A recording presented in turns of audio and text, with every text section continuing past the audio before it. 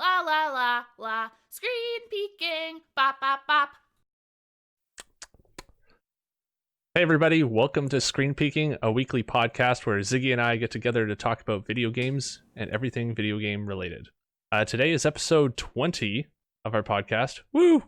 Go us, Zig. We made it to 20. That's nice. That's a nice even number. I like that. Yeah, I'm pretty proud of that. Well, we start this, back August 31st, I think, if I remember right. And only missed 1 week since. Pretty good. That's not bad. I'm going to give us a chance to pat ourselves on the back there. That's pretty sweet. And especially no in the end in last sight. month. The fact that we've managed. I mean, it's been a long time since we've done a normal episode for one, but the fact that we managed to get through the holiday season, and all that without missing a week, I think. Yeah, we got through good. Yeah, everything. New Year's, the Christmas time, all that stuff. Yeah, where a lot of people are taking time off, spending time with family, and us included. So yeah, we nice just to be found a able way to. around it. But yeah, that all being said, everybody, welcome back, and it's back to normal episodes. We're not doing these double recordings and trying to plan ahead for the foreseeable future. Let's just jump right in with what we've been playing this last week, Ziggy. What have you been playing? I've been playing a lot of stuff. Just kind of, I'm sort of in between games right now, so I've been playing a lot of weird small stuff. First one is Yakuza Like a Dragon, which I did not beat because I got stuck in a boss fight that is just absolute horse shit, man. It sucks. And I just kind of lost motivation. I'll go back and beat it eventually at some point, but I need to go grind in its dungeon, and I'm bad. Which is so unfortunate because the story was building up to a really good high, and they were bringing in characters from older Yakuza games, had some good fan service going. Ooh. And it was really heating up, literally and figuratively, I guess. And I just got stuck. But so with that, I've just kind of been messing around in Game Pass a bit. There is with Xbox, they have these Microsoft rewards things where if you, usually through Game Pass games, you can get achievements and stuff and earn points that you can redeem for gift cards and stuff like that. I like to pay attention to that because I like free money. And they have this thing going on right now where during this month until the 28th or something, the amount of gamer score you get gets directly translated into Microsoft points. So 1,000 points is basically $1, and there's 1,000 gamer score per game. So I've been trying to find easy to 100% games on Game Pass. So the first one I played, I don't even remember what it was called. It wasn't good. It was really bad. But I 100%ed in about 20 to 30 minutes. So Right. What can you ask for? That's a buck right there. The next one I played is definitely longer, but it's called The Gardens Between. And I actually really, really enjoyed it. I thought it was really pretty. It's you play as these two kids, and they have a set path around this little island, basically. And the puzzles work where there's 3 inputs. You can either reverse time, forward time, or interact. And so it's kind of hard to explain. You kind of just have to play it to understand how that works as a puzzle mechanic. But it's really interesting, and I liked that a lot. I've been playing some God of Roboto, which is a Devolver game that I never really played because it's basically it's pretty much exactly Super Metroid even in terms of art style and the fact that you crash from a ship and can go either left or right and stuff like that. But you play as a cat in a mech suit, and it's just really cute and charming. Sweet. Yeah, and it's also really I don't use this in a derogative way, but it's kind of a dumbed down and simplified Super Metroid, in the sense that the level design is simpler, the combat is simpler. It's all just sort of makes sense, which is one of the reasons why I personally don't really like Super Metroid, is because it's really obtuse, and there's it has a lot of that kind of 90s game design of getting stuck for an hour and then realizing that it's because you needed to bomb this one wall that looks virtually identical to everything else. You're oh, how did I not think and that was fun back then. But it strips away all of that kind of bullshit and just leaves a really tight, fun platformer with with some of the exploration stuff that makes Super Metroid fun, and like cute writing and music and stuff. So I definitely really recommend that. And then I've also been playing Y2K, a postmodern RPG, which is a game that is notoriously awful. But it came to Game Pass, and it's a game that's awful in a way that I personally find like really, really fascinating, because I mean, if you look at it and play it, it's a competently made game. It's not like a bad video game. I mean, it is, but it's most of its problems come from like the fact that the story is it's I don't know, it's kind of hard to explain, but it's got a lot of problems, and a lot of which stem from the fact that it is almost deliberately really hateful towards the player, and like weird and spiteful. Like it legitimately despises you for playing the game, and it's weird. But the day it came to Game Pass, they gave it an update that like redid the combat, redid a lot of the writing, and kind of fixed a lot of the stuff in it, which is really interesting. So I'm playing through it to see like what they fixed and what's different, and it seems like they've actually really cleaned it up. They totally redid a scene that everybody hated, which I mean it's cool. I like seeing devs actually like kind of going back and fixing their busted and kind of shitty games. Mm-hmm. But I'm honestly enjoying it so far. I think it's fun. Also, Toby Fox has a track in the game, so play it just for that. The music in general is pretty good. But yeah, I think that's it. There's probably some games I'm missing. I played Sonic Adventure 2 for like an hour because I felt like it. That was fun. It's Sonic Adventure 2. Played Pac-Man Championship Edition for like an hour. That's fun. It's Pac-Man. But yeah, it's that time of year, you know, Christmas or the holiday season is over, and everyone's kind of done with their like the big launch titles, and then you kind of have this period of time where you're like in between, and you're like, let's just try a bunch of games out. Let's play a little bit of this today, a little bit of that later, a little bit of that the next day. I've been doing kind of the same thing myself. For those who don't know, I've jumped into playing Nier Automata now. And how do you say that actually, Zig? Do you know? I believe Nier Automata, yeah. Okay, cool. That's just what I went with. Yeah, it's so I've played twice on stream now. I have both videos up on my YouTube channel now, and I'm going to be playing again soon. I just got to figure out what day. Probably. Oh, I'm getting a phone call for some reason. Sorry about that. Mute that. No one ever calls me, and the people that do, I don't want to talk to usually. It's scam calls. Yeah, so I mean, jumped into that. It's been interesting so far. About 3 hours in, I had a cool boss fight I really liked. I'm liking the combat so far. I'm liking the music too. Finding the world a little bit boring, a little bit empty. Finding the enemies not very exciting to look at, not very exciting to fight. But you told me today or yesterday that I can hold L2 to actually lock on, and I had no idea. So that should help with my shooting, because I was all over the place with that. I thought I was just amazing for hitting a bullet every now and then. So that'll be good. And yeah, we'll continue. It's probably gonna. I'm definitely gonna finish one playthrough on stream, and then if I play any more, it'll definitely be just on my own time, a little bit here and there. So that's been fun. Streaming, basically trying to have a schedule of doing it like Monday to Thursday, 2:30 till 4, regularly on my Twitch channel. So that's been good. Other than that, though, still been playing a little bit of Persona 5 on my little like 20 minutes of like spare time here and there while like I'm cooking dinner or I'm doing something. I just kind of bring the controller over to the kitchen, and I'll be watching on the TV and just like going through the dialogue or listening to it with the volume up, and taking my turn in battle and that kind of thing. It's actually a nice game to cook and play. It's actually kind of nice. I bet, yeah. Yeah, Persona 5 is a great, like, just sort of chill out game, because, yeah, it doesn't take a ton of, or a lot of the time, unless you're in a palace, it doesn't really take a ton of brain power to play. It's a lot of just sort of dialogue and making simple choices now and then. Yeah, so I just finished the second palace, and that boss kicked my ass like 6 times in a row, and then I finally got him. So that's been good. Awesome. What else have I played?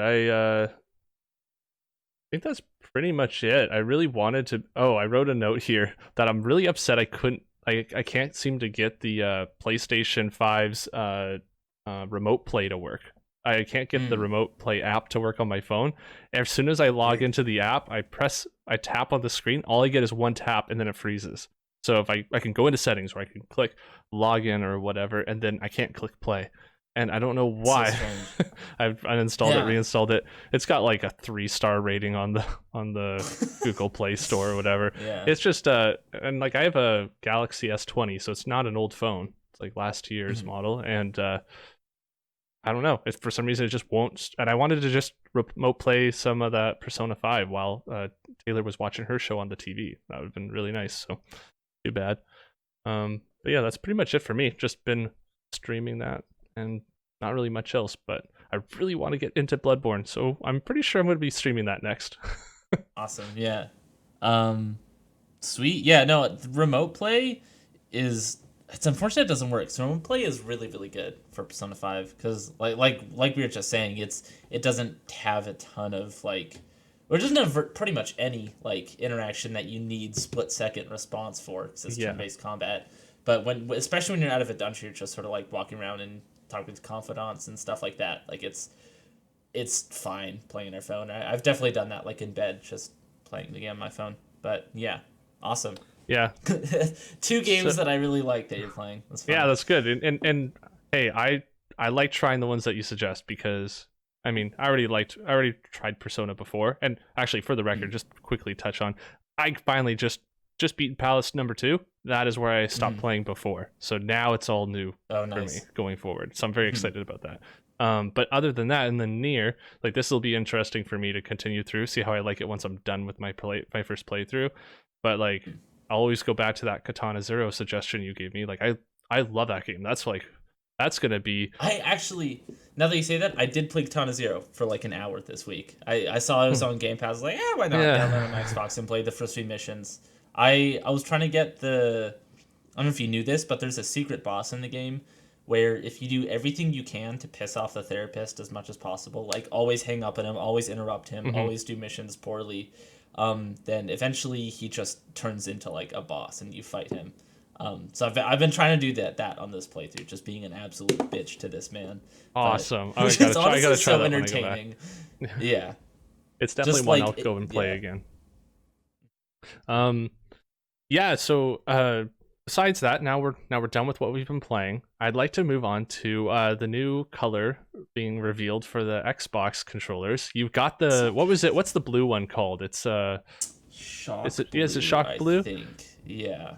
Yeah, so then they've released the Pulse Red controller. Are you going to get it? I need to know how much you like this controller. Is it the opposite? Is it something you totally despise because it's red and you like the blue one? Or is it just something you're not caring about? Or is it something you need to have? It makes me wish they had this when I bought my blue one because I don't need a third controller. I don't really want a third controller, right? So, like, I've been fighting the urge to drop $60 and get this because I really don't need it. And it's really not worth that kind of money. But, like, it looks so good. It does look better than my blue controller, in my opinion. I do like red more than blue.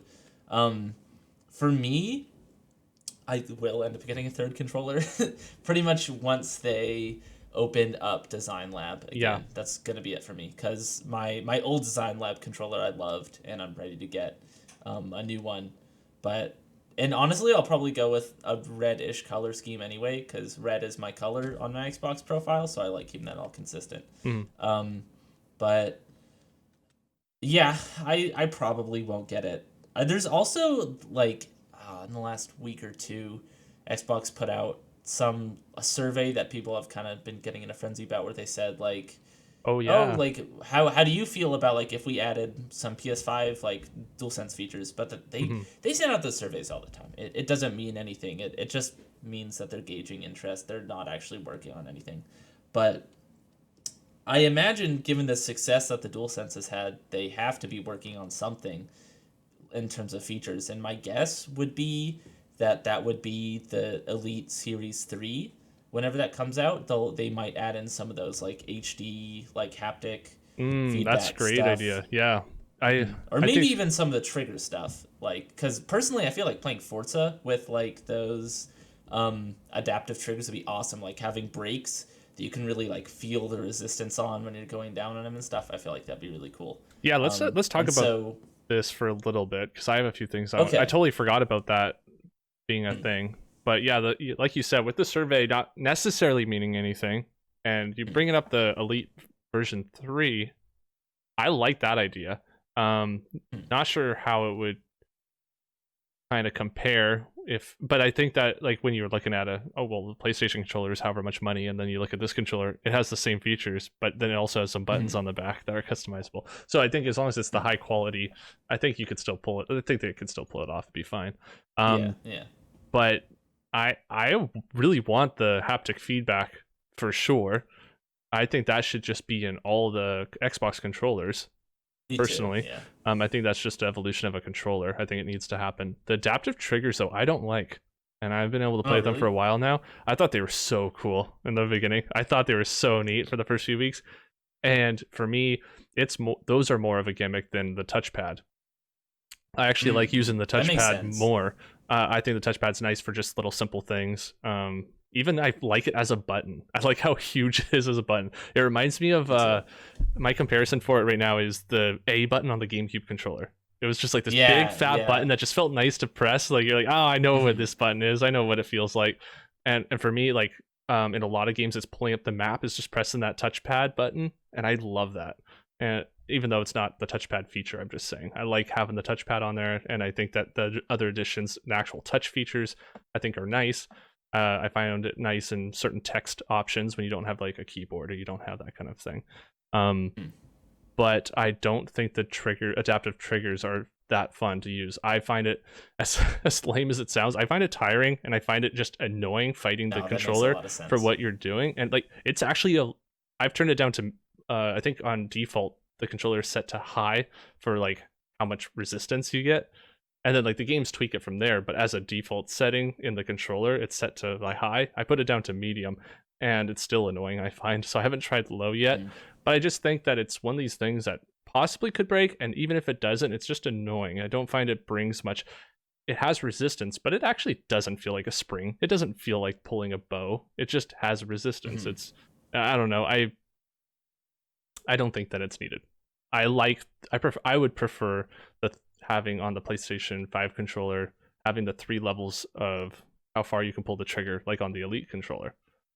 On the Elite, so like just being able to choose whether you want to have like you barely press it and it's already clicking, or you can pull it all the way down. You have like 3 levels of that. I think that would be preferred for me over an actual like you pull it halfway and all of a sudden it's pushing your finger back up and you have to really try to get that trigger to pull. I don't like it.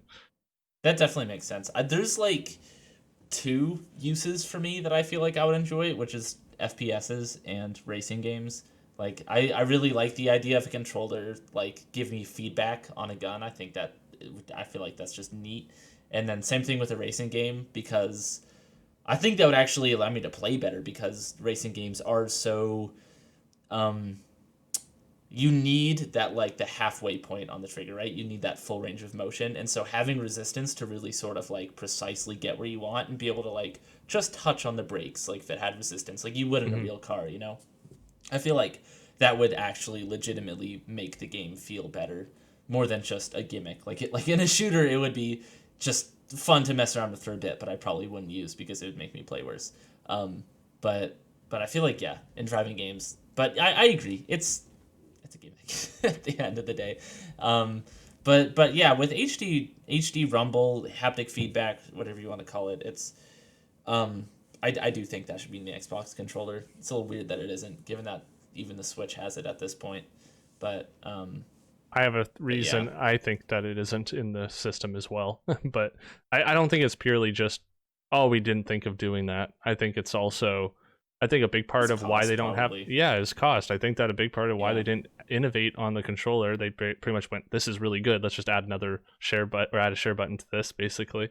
And went with that is because the controller is really nice. It's really good as it is. And they're like, we can get away with this and keeping our cost down, because we need to pull our cost down so much for the console itself. Like, because they were probably trying so hard for like to keep the cost what it is. And to be able to just save that bit on the controller. Like even the PlayStation 5, the disc version of it is still more in Canada, it's $630 for the PS5, and it's $600 for the Xbox Series X.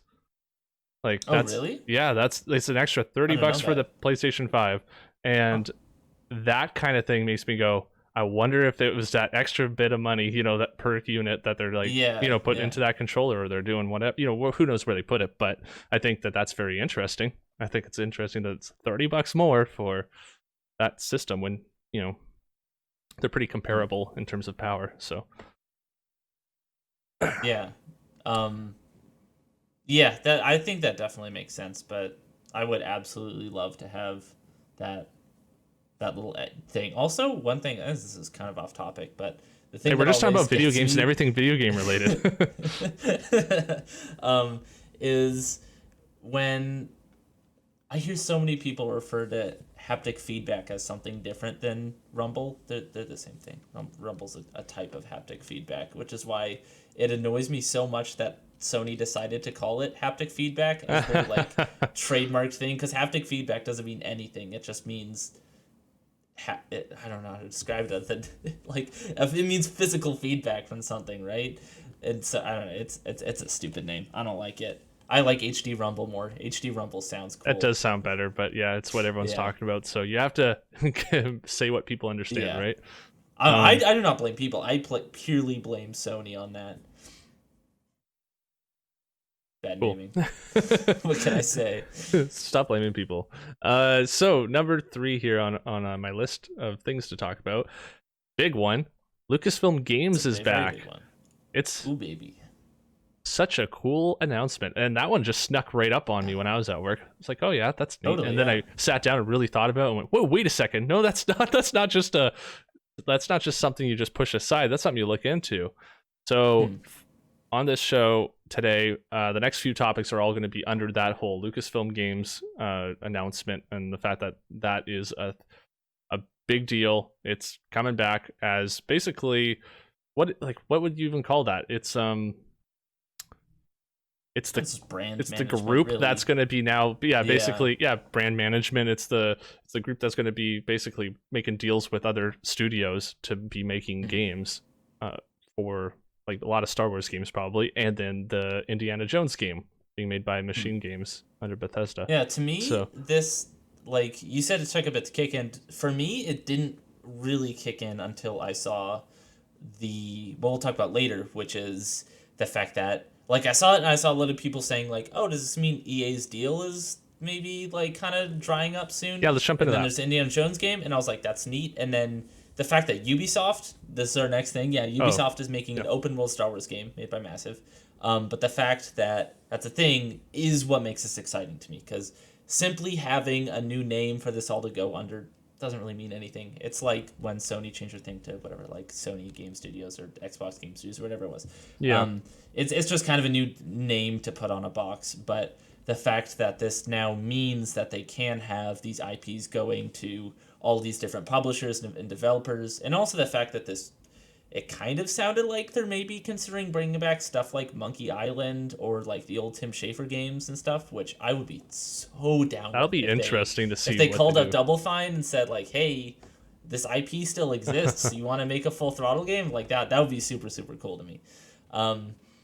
But yeah, I think it's exciting that Indiana Jones game, neat. I'm not really a big Indiana Jones game. I am a big Machine Games fan though, so that does make me happy. Let's jump right into the EA part of this first, and then we'll go into each one of those, right? Get your take on it. But yeah, because the basic fact that EA doesn't have exclusive rights to Star Wars anymore makes me very, very happy. And EA has made some good Star Wars games, Jedi Fallen Order was good, Battlefront 2 is good now. I haven't played Squadrons, but I've heard it's pretty solid. But I just like variety. Even if EA was this brilliant bastion of a publisher, which they're not, but even if they were, I would still want more people to have it, just because I want to see different takes. And this, I want to see someone like Ubisoft, which has a very, very different style of game. I want to see their take on it. I want to see I don't know. I want to see Sony's take on it. I want to see, that Uncharted style, like, what was that game called? Ragtag. Like, I want to see something more like that coming out of Sony. Like, that'd be cool. But yeah. Anyways, I'm sort of exactly competition Friday. It's all good. I sort of jumped the gun a little bit on this conversation though. So, but yeah, basically, like, you nailed it right at the beginning.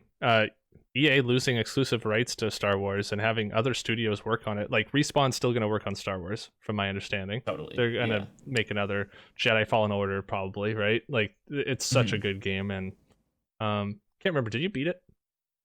I didn't. I didn't honestly didn't get that far in. But yeah, such a good game. And like, I want them to be making more Star Wars games. They're the one of the they're the only Star Wars game I've actually played personally recently, and also the only one I want to play. Like, I don't have any Star Wars games out other than Fallen Order that I'd want to play that's out right now. Even older ones. I just have no desire to go back and play old Star Wars games. So I'm excited to see, like you said, all these different studios working on stuff, or in the future, multiple. And jumping right into the Ubisoft, the fact that they are, they have basically, what is it, Massive Entertainment, who they've made Division 2, they've worked on Far Cry 3. They've Oh, really? Yeah, I was looking into that just to see what all they worked on. There's a few of the studios under Ubisoft that worked on Far Cry 3, but they're one of them. So, they're working on an open world Star Wars game. It's going to be running on the Snowdrop engine, which is what the Division's running on. And I think that's exciting. I want to know, Ziggy, my question for you is going to be, what would you want out of a Ubisoft open world Star Wars game? I mean, kind of the really obvious answer, which is, I just think that, like, I am definitely not the Star Wars mega fan. I think it's cool, but out of anything that I genuinely love about Star Wars, it's the world. And the idea of just having a world to explore in Star Wars, like, God, this is such a pipe dream. This game will never exist, but something like where you can actually, like No Man's Sky or Outer Wild style, like, go planet to planet, like, just explore different things, be that, like, rogue in a starship, just, driving around doing whatever. Like, be Han Solo before he joined the rebellion, basically, of, like, be a smuggler, be a scoundrel, just kind of, like, exist in this universe, in that sort of, like, space western style of thing. I feel like that'd be super cool. But for something in Ubisoft, I just want to explore, man. Like, I just want to go to a planet that's really interesting, and I want to see what it has to offer and all that. I think, like I said, what would be cool is if it was, like, a story that wasn't necessarily super tied in with, like, the Empire or the Resistance, or the Rebellion, the Resistance, the Rebels. That's what they're called, the Rebels. Rebels. Something, an R word. I had no idea. Yeah, but I feel it'd be cool if it wasn't tied in with, like, either of those big major groups, like, universe critical storyline. If it was just like, you're a dude, you're a smuggler, you're a scoundrel, like, just kind of space, because the stuff I really like in Star Wars is the space western stuff. Like, that's why I liked The Mandalorian a lot, because it was just the rifleman in a Star Wars skin, which is so cool to me. And I want a game like that. I want Star Wars Red Dead 2. I want like, just sort of that, like, western type story, where you can explore Tatooine or any other of those, like, really iconic planets and just see what it has to offer. I think that'd be dope. How many towers do you want so you can climb them and scan the area? I want exactly 12. 12, okay, cool. 12 towers. So I'm assuming you want a single player game. Yeah, for sure. Yeah. For me, if it was an open world, I'd want something, because I've thought, basically, of course, my mind goes right to Division and also to Assassin's Creed for, like, my two default of, like, what do I think they would adapt into a Star Wars-ish kind of open world game. I would hope that it was closer to Division, and that it was, because personally, I don't know if you played much of the Division 2 or the Division 1. I did. I quite like the Division. Yeah. Okay, I loved those games. I actually loved them a lot too. Yeah, I feel like they were actually the second one specifically, like balance stuff aside, I felt like the games were done really, really well. And Yeah. I could totally picture myself being third person over the shoulder. You're just like running around. You got your little laser gun. Maybe you can make your own character. Yeah, like you said, you're just your own little side mission. You're this little side guy. You're not involved in any of the major Star Wars stuff, but you have your own goals, your own world to explore, and do your own thing. I personally would love to do that because I would love to have a Star Wars game I could play with you or with my brother, and being able to. I really want a co-op Star Wars game because I feel like, you know, there's either single player or there's multiplayer, and I would love to have like a good co-op one. So that's kind of what I would want. Big open world, missions to do, activities to do, you know, levels, difficulties, all those things. And I would like it to be gun focused, but you know, with the Star Wars weapons would be kind of cool. I just had an idea while you were talking. Lay it on me. Which is so a game sort of similar to like Breath of the Wild or Immortals that takes place on what's it called? The moon that in Return of the Jedi that the Ewoks are on. That takes place on there, and then it's more Breath of the Wild style, but you're just like you crash landed there or something and are just sort of exploring and surviving on there, like maybe even pre the original trilogy. So it's more of a peaceful planet, like hanging out with Ewoks and sort of like dealing with the monsters there and doing the whole thing. And then there's a story that unfolds from all that. It's obviously bigger than just hanging out with Ewoks, but something that's a little bit more like, I don't know, a little more quiet, I guess, than traditional Star Wars. Just like hanging out in this beautiful sort of like forest planet. The music would be perfect for it too. Mm-hmm. You just have That'd a be cool, I think. little icy area, and it's Easter egg, and you see like the big white Yeti thing with its arm cut off. Oh yeah, from Empire Strikes Back. Mm-hmm. Climb inside the guts of other creatures to stay warm. It's a weird scene. Yeah, I think there's a lot of spaces you can go though, and I think totally like the new Star Wars stuff under Disney has done, I think, a pretty good job of exploring areas in the universe that are not usually really done before. Like The Mandalorian did a cool job of exploring that weird zone where like the Empire is kind of dead, but there's nothing that's taken its place yet, so it's just sort of lawless. Like I thought that was really interesting. I think Jedi Fallen Order was really cool in the way it was like same thing, like the Jedi, like between the different trilogies. I think there's a lot of really cool area there. Even before any of this happened, I think there's some cool spaces, and I think like Disney has done a really good job managing that. And it seems like, from what I understand, like these sort of teams with like Marvel Games or Lucasfilm Games have story teams basically where they manage the canon and sort of tell studios like what they can and can't do with stories. And it seems like they've been doing a good job managing that and making stuff interesting. So I'd be really interested to what will happen with these studios and where they'll go with it. And I just want something different. Like I don't necessarily, I like both my ideas were, you know, away from the Empire, away from the Rebels, like just something different inside, like the Mandalorian, like something like that. I think that's really fascinating to me. Just to explore those weird parts of the universe we haven't really seen before. Yeah, I think you nail it. Also, it's got to be something new. It's got to be something that like kind of pulls you in. It's not just another Star Wars game. I really want to get pulled in. I want to have a reason to want to play the game, and not just because it's something new. Or like not something new as just it's a new game. I want it to be, oh, this is new for Star Wars. And I'm just a Star Wars like a dabbler in it. I'm not an expert on any of the stories or the lore or even remembering some of the characters' names, right? So I just, like you said, I love the world, and I don't really care so much about the characters. I couldn't care less about who Luke Skywalker is. I just want to I like lightsabers. I love finding out about how they're made. I want to like know, you know, what makes, you know, the ships fly or whatever. You know, I want to know about the world too. So yeah, that'll be fun to see going forward what Ubisoft creates there. The other also, game, real quick before we move on, I was looking at Massive's website just to see what other games they've made. They're working on an Avatar game? Wait, what? I did not know this. Yeah, like, I hope it's like third James person Cameron like Avatar. Division also. It's just like shooting with their hair. I had no idea this was a thing. It'll But come out whenever the sounds- next Avatar game comes out in 3,000 years.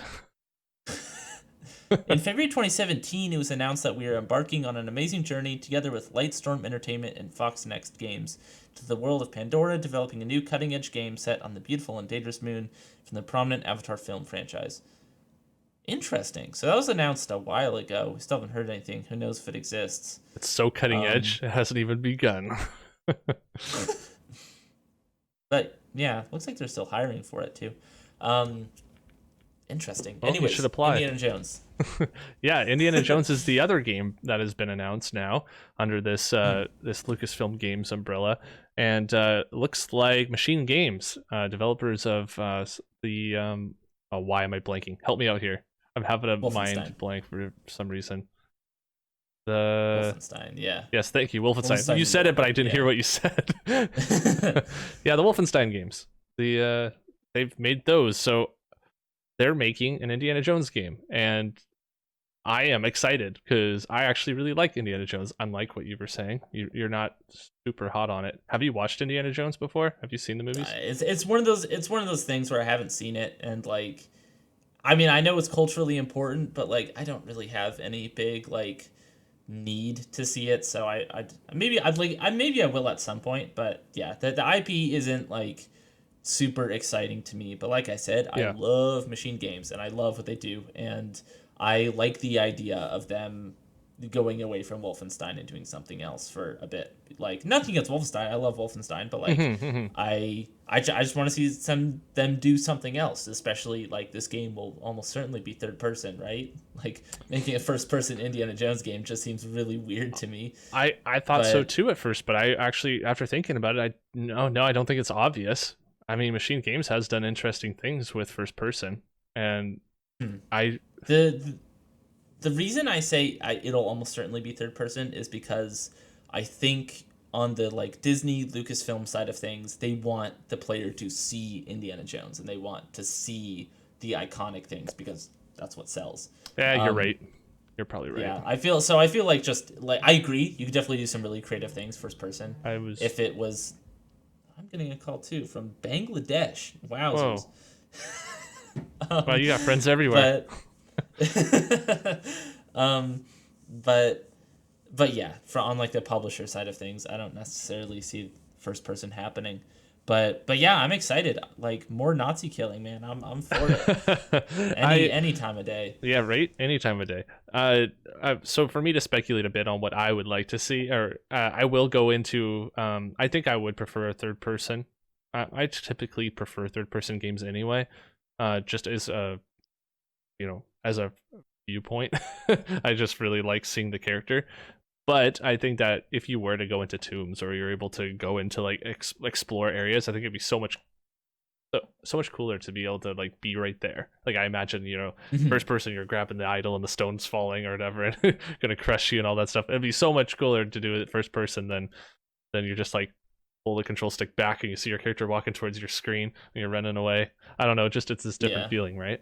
That being said, I think that man, like, you really threw me off with that third person comment. I don't I think that you're right, but I'm like, man, I hope they don't just go, no, it has to be this. Like, yeah. Well, I really want, speculating on what I would want out of a Indiana Jones game would be a first person game. You're like full on, you get different equipment, you have like your whip, you can grapple, you can go across gaps and stuff. I'm thinking almost like Wind Waker with your grappling hook.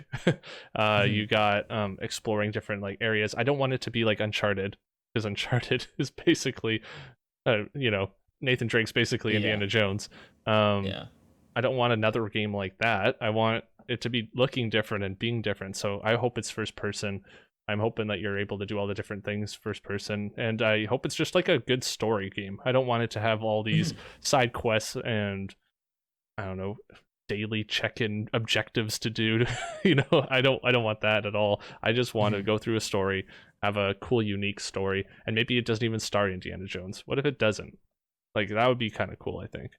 But I do think you should watch the movies on a totally separate note. Maybe I will. How do you feel about that genre, or that type of like genre, or that type of a movie or theme? I'm not against it. It's not really something I'm drawn to. Like, I've never been drawn to Uncharted at all. Tomb Raider I thought was okay. I like played one of those games, I think, because I got it for free or something, and I liked it enough. But it's not something I dislike, but it's definitely not the sort of thing that I am like drawn to. You know, it's not something that like catches my eye per se. But I should really, just because of how culturally relevant they are. Maybe, who knows? Also, I don't know if they're on streaming services. Are they? It is on Canadian Netflix. Canadian Netflix has all the good movies. I'm gonna be honest. Does it? I have no idea. I've never compared. Yeah. But Whenever I go up there, I always watch movies on like my phone and stuff because it's better movie selection. well, when COVID's over, you can you and your partner can come over. We'll just watch a bunch of movies. That'd be awesome. Honestly. Well, you know what? I'll suggest a game to you then. Just see if you really like Okay. adventure games. Or like this. Pitfall: The Lost Expedition, but developed back for the GameCube is where I played it originally, way back in the day. Fantastic game. I don't care whatever the ratings are for it. I have no idea. This is like me going back to what I remember playing as a kid. I loved that game. Holy cow. That game is fantastic. There's like at times you're getting your relics that are like the main thing you're trying to collect in the game, and when Pitfall gets it, he holds it up and he's like da na na na na na na, and he's holding it up just like in Zelda, and he's like making the tune with his voice, and little nods to other games like that, and it's so That's goofy awesome. and over the top, and the characters look damn freaky. But they Yeah, I'm looking at it right now. These characters look insane. the not baboons, what are they? They're the howler monkeys in the game are terrifying. You have to like sneak past them while they're sleeping, and then because it's so over exaggerated in the faces and their eyes bug out and they start screaming. I remember having nightmares as a kid because you wake those things up, they all start screaming, they're running Runners from The around, Last of Us. coconuts are flying out of the sky and they're hitting your character and you're dying, and I just remember like having nightmares about that. But great game. I would really highly recommend giving it a try. I mean, I'm sure you I'm could gonna be emulate it. totally honest with you. I'm gonna be 100% honest with you, Nick. I'm probably gonna play Uncharted before I play this. You know, this is That's better than probably Uncharted, though. I'm just saying. I'm throwing that down. Really? I've beaten this game Hot like take. 2 or 3 times. I haven't beaten any of the Uncharted games because I find them a little boring. Oh, wow. All Yeah. respect lost. I'm excited for this game though. Like Yeah. what you're saying about I hope it has a good story. I think it will. Like I think Machine Games really has the 1-2 punch of like just crisp and tight combat, like just beautifully designed combat, but also like a really really heartfelt story. Like that's why Wolfenstein stands so unique to me, is because it isn't just a Nazi shooter. It's a Nazi shooter with like a really really genuine and human story and a lot of interesting stuff to say about like why eugenics is horseshit and like what it means to be Jewish. It's one of the only games I've played that has like a really really prominent Jewish main character. Like if you look up Jewish characters in games, there's not many, and like it's cool, and I just like that, and I like what they do with story and the way it melds with gameplay, and so I think you could get a really genuine and a really heartfelt Indiana Jones game from this, with still all the bombastic action and set pieces that make Indiana Jones great. I think Machine Games is a fantastic studio to do this justice. And also I like the fact that Tom Howard is on it. Like just in the sense, like from hearing him talk about it, for like what people have said, it seems like this is really his dream game. So it's just kind of neat seeing him like finally If like it's true. even like taking time. Like I mean, he said it's not going to affect Starfield, but like it's still time that he's taking away from it. But like the way he's just sort of like made himself available to work on this project, I think is cool. And it's also, I think, will be good for the game, the fact that it has someone who is really really passionate about the series working on it. I think for any IP that is kind of crucial, having someone who actually cares about it working on it. Like if I made an Indiana Jones game, it'd suck because I don't care about it, you know. But I think there needs to be that level of love, and it seems like it's there. Indiana Jones set in the Awesome. 90s. It's a 90s vaporwave dialogue based adventure. yeah. That's such a funny thought. You should do it. Let me know when it's done. I'll hit up Disney real quick. All right. Well, that's all I have to say on that. I'm just excited to see what happens. It's fun to speculate a bit. But yeah, won't really know probably for a few years. Probably at least 1 year, I would assume. Moving on though, we're bringing Game Club back. Oh yeah. Very exciting. And for anyone who doesn't know, Game Club is this thing that Ziggy and I were doing at the beginning of our podcast, where every week we some weeks we both played the same game. Some weeks we would suggest a game to each other to play throughout that next week, and then we'd come back and talk about it. We've talked about a little more about how we want to handle this going forward, and we want to basically just be playing the same game. We feel like that's a better discussion. It's more fun to play the same thing together, or not together, and actually talk about it, what we liked, what we didn't like the following week. So that being said, we've decided this week on Streets of Rage 4, because we pretty much choose all of our games from Game Pass, and that was one of the best choices for us. And Zig, what do you think of that? I'm excited. You suggested it. Yeah, no, that's one of those games I did not.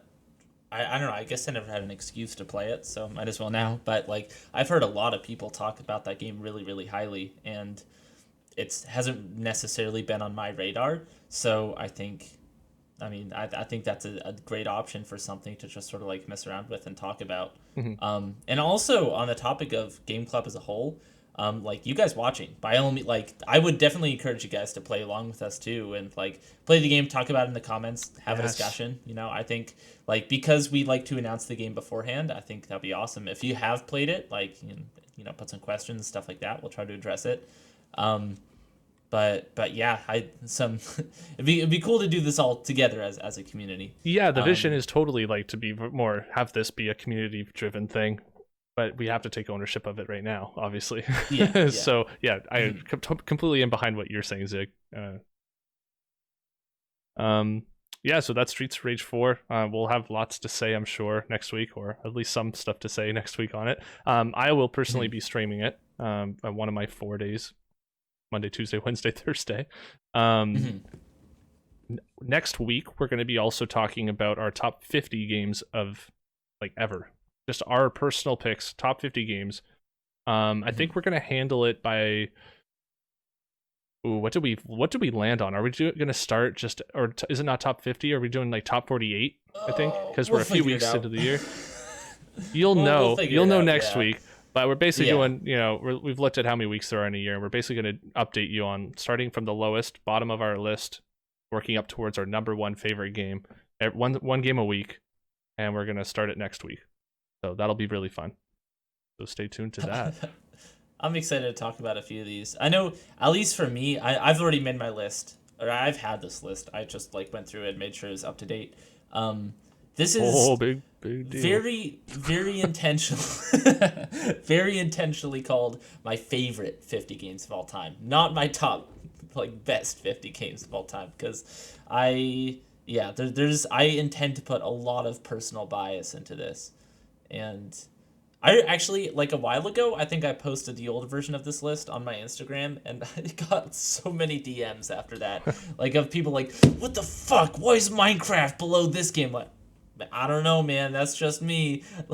Like, it's good. I'm excited to spark some controversy with these picks, but yeah. Yeah, I didn't have a list already made, so I have to make it still. That's why we're doing this next week. But yeah, I'm very excited to see where I even, like, when I give it a good thought, where do I put some of these games? I'm sure I have like the top 10 are probably all Zelda and BioShock and something like that. But once it gets lower, I'm very interested in where that goes. So. Yeah. At least on mine, there's a couple that I just sort of like consolidated the franchise into one game because they're all kind of the same. Like I put somewhere in the list, I'm not going to spoil where. No, I'm not letting you get away with that. I'm calling that out right now. You got to split these games up. Whether if it's your whole list. Here's the thing. Jackbox Party Pack. They're all the same fucking Choose game. One. Choose one. If you don't want to have them all on there, just choose one. Lovely Planet 1 and 2 are the same. We are choosing specific games. We are choosing our top, our favorite 50 games of all time. We're not choosing our favorite 50 franchises, right? franchises with actual like Half-Life 1 and 2 is separate on here. Our Life favorite is 50 Strange games 1 and asterisks 2. and franchises asterisks and Listen. and Some of these our it favorite just Happy makes Meal sense. toys. Just like Some of these are absolutely stupid to take apart. we'll talk about Fine. it. We'll talk about it in the coming days. Fine. You know what? I will separate Jackbox into That's 7 entries. that was the real on this challenge. list. That was the real challenge one, not the Jackbox party packs. I can't separate these. That's pretty high on my list. Jackbox Party Pack is very high on my list for the record. Okay. Let's talk about it next week. Let's We talk will. about it. We Well, absolutely your will. lowest franchise. The franchise I absolutely hate. All right. Well, this has been Screen Peeking, everyone. You can check out both of us out in the description below. We have all of our links down there. You know, Ziggy Hickson, Nick Loeb is me, and yeah. Thanks for watching. We really appreciate it. Please leave a like, subscribe, follow us, all the great stuff. We really appreciate it. We really do love doing this, and we would really love to grow a good community to be able to talk about games. You know, we don't want to just talk to each other. I'm getting kind of sick of him, honestly. So it'd be great to be able to talk with more people. No. But yeah, it'd be great. So thanks again, and we'll see you all next week. Bye. Bye.